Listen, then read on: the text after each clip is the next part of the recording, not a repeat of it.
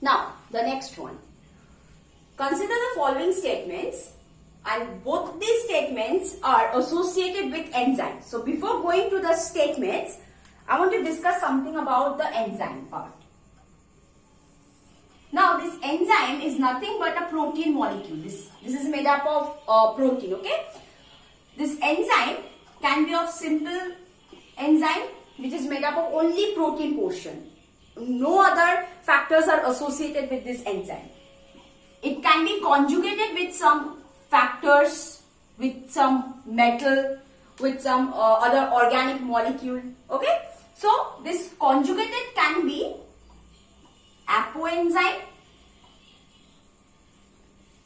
or it is associated with some cofactors. This apoenzyme contains only the amino acid, only the protein portion. That is the apoenzyme. Cofactors, on the other hand, this cofactor comprises of a metal enzyme which requires some metal to work. Okay, so metal as cofactor. It requires coenzyme. It requires coenzyme like NAD+, that is a coenzyme, okay? Or it requires an organic compound. It requires an organic compound, and that organic compound is called the prosthetic group.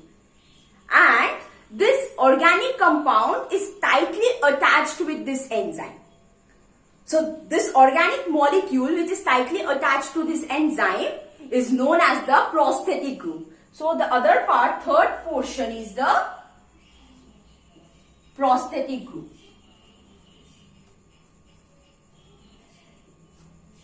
Prosthetic group. Okay. Now, together apoenzyme and coenzyme forms holoenzyme.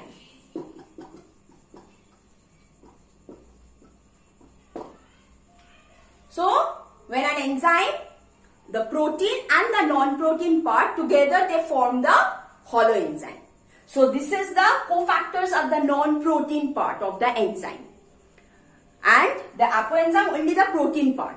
So, enzyme requires some other factors to work. It can require a metal, it can require some enzyme, or it can require any organic molecule. And that organic molecule which is tightly attached to that enzyme is called prosthetic group. Now let's come to the statement. Coenzyme or metal ion that is tightly bound to the enzyme protein is called prosthetic group. This second part of the question is, or the statement is correct. This portion is the correct. But these are incorrect. Coenzyme or metal, they are not called the prosthetic group. The organic part which is attached to the enzyme protein, and that also tightly, that is the prosthetic group. So this statement is wrong. So the second part of the statement is correct, but if this would have been organic molecule, then it's a correct statement. Next, a complete catalytic active enzyme with its bound prosthetic group is called apoenzyme. No, when the enzyme will only be active when it is associated with some coenzyme, and that overall thing is called holoenzyme. It's not apoenzyme. Apoenzyme is only the protein part. Okay, so this statement is also incorrect. So the option here is both A and B are true. No, A is true. No, both A and B are false. So both of these statements are incorrect. Now the next one, which of the following statements regarding mitochondria is incorrect? So before knowing, going through all the statements, so we should know something about mitochondria. So this is a structure of mitochondria, which is a cell organelle, and this is known as powerhouse of cell. Mitochondria is known as powerhouse of cell because it produces ATP. This part, the outer, it is a double membrane organelle. So this is the outer portion. This is the outer membrane. This is the inner membrane. Inside it is the matrix. And inside this matrix we have the DNA. It's a circular DNA is present, as well as ribosomes are also present. And in between the outer and inner, this is called intermembrane space.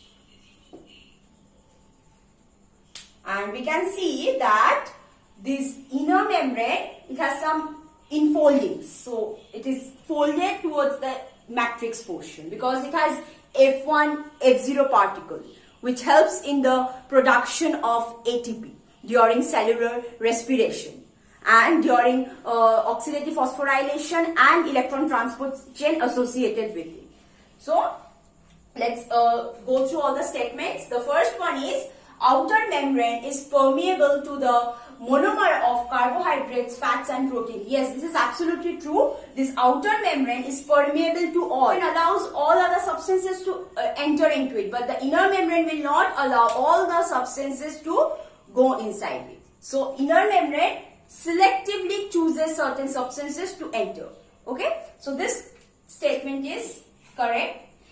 Enzymes of electron transport chain are embedded in the outer membrane. No, as I have told you that see, these enfoldings are there because there is F1, F0 particles which are present. And this F0, F1 particles, they help in the ATP synthesis process. And that occurs during cellular respiration and in association with electron transport chain as well as oxidative phosphorylation. Now, in the electron transport chain, there are certain enzymes, NADH or NAD plus, FAD plus, and there are succinate dehydrogenase and other enzymes are present. And these are all present in the inner membrane because this inner membrane is the region of the mitochondria which helps in the ATP synthesis process due to the proton gradient that is created between this intermembrane space and the matrix. Okay, so this is an incorrect statement. So the enzymes of electron transport chain, they are embedded in the inner membrane. So this because they help to transport the electron producing a proton gradient, and that will help to produce ATP. And that portion is the oxidative phosphorylation part. Next, inner membrane is convoluted with infoldings. Yes, we can see. This is a correct statement. Mitochondrial matrix contains single circular DNA molecule and ribosome. This is another organelle apart from nucleus and chloroplast which contains DNA. And this DNA is present inside the matrix. This DNA is circular in nature. So this is absolutely correct statement. So the incorrect statement here is this one. So the correct option is the second one.